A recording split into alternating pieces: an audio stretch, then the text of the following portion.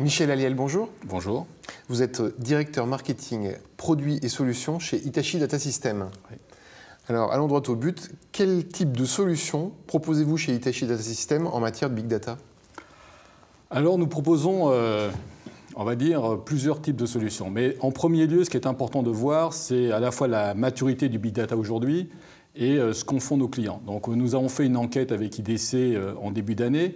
Et on va dire qu'aujourd'hui, à peu près 27% de nos clients mettent dans le big data ce qui est issu de leur base de données, de leur application, c'est-à-dire des données structurées.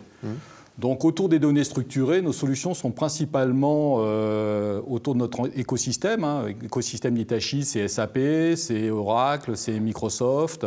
Et donc autour de ces acteurs, nous avons déployé des solutions spécialisées, unifiées, comportant en fait sous forme d'un bloc, comportant du logiciel, des serveurs, du réseau, du stockage, enfin tout prêt à l'emploi et dédié à faire cette partie-là. Donc par exemple, la dernière en date, c'est SAP HANA, ce qui permet de pouvoir faire du business analytics en ligne, en mémoire, avec une forte utilisation de mémoire rapide pour pouvoir calculer massivement sur les données issues de SAP.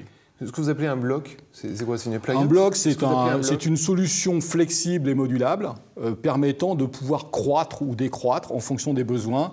Et ça se fait vraiment, ça se construit sous forme de modules. D'accord. Alors, le big data fait notamment référence aux innombrables données générées par les humains, notamment celles qu'on trouve sur les réseaux sociaux, sur les sites issus des sites e-commerce, ce qu'on appelle le social business. Qu'est-ce que vous proposez spécifiquement là, sur cet aspect-là, cette dimension-là? Alors, dans cette partie-là, ce qui est important, il faut voir que la première partie, on comptait en base de données terabytes. La deuxième partie est importante pour l'aspect volume des données et l'aspect, on va dire, vélocité, c'est-à-dire l'arrivée de ces données massivement sur les unités de stockage. Donc pour ça, nous fournissons en fait des solutions d'infrastructure, donc des solutions de stockage pures, qui sont adaptées à ces besoins. Ce sont des solutions qui, en matière de débit, en matière de scalabilité, en matière de grandeur, peuvent héberger plusieurs dizaines de pétaoctets, donc c'est des millions de téras sur cette partie. C'est d'abord cette partie infrastructure. Après, c'est une des composantes du big data. Pour la deuxième partie de solution, là pour l'instant, nous nous appuyons sur des métiers. Et donc, les solutions qui sont vraiment opérationnelles aujourd'hui, on va plus les trouver dans l'aspect Hitachi médical, où là, nous pouvons, grâce à ces infrastructures, pouvoir héberger aussi bien des données de gestion du patient, mais aussi des données issues de la radiologie, d'analyse biologique, etc., etc.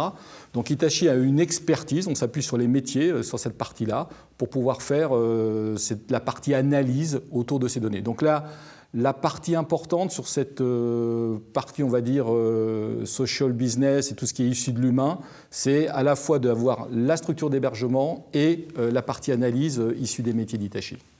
D'accord. Alors donc on l'a compris, vous distinguez bien les données, le stockage, le traitement, l'analyse des données générées par l'humain et les données générées par les machines.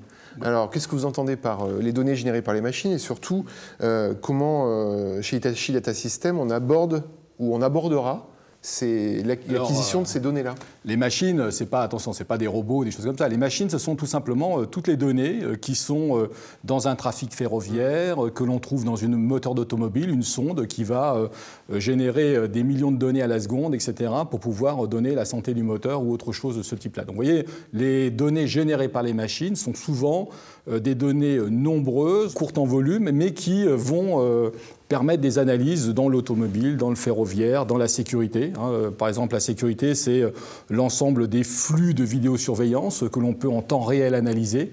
Donc tout ça, ce sont des données issues de machines et sur lesquelles les proportions en matière de volume et de variété de données, si on en revient au précepte du big data, sont encore plus grandes puisque là, on parle d'exabytes, de zétabytes, donc des puissances de 1000 à chaque fois de terabytes. Donc on s'aperçoit que le big data, c'est le même principe, mais appliqué à des données totalement différentes, dans des volumes différents. Téra, péta, hexabytes, et à chaque fois des puissances de 1000 qui sont à la clé.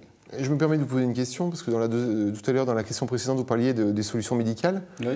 Est-ce que les équipements médicaux ne sont pas des machines? Oui, tout à fait. Ça fait partie des solutions métiers, que j'appelle des solutions métiers. Quand je fais référence à Hitachi sur le transport, l'énergie, le médical, ce sont effectivement ces solutions globales dans lesquelles on va retrouver des commodités, des appliances spéciales comme un IRM ou de la radiologie, ou bien une sonde d'un moteur hybride, ou bien un capteur d'un réseau de transport ferroviaire. Donc tous ces systèmes machines émettent de la donnée. Ces données sont aussi consolidées avec les données de gestion de trafic, etc. Et on va pouvoir faire des analyses sur de la donnée, base de données, capteurs, etc., sur des solutions Big Data.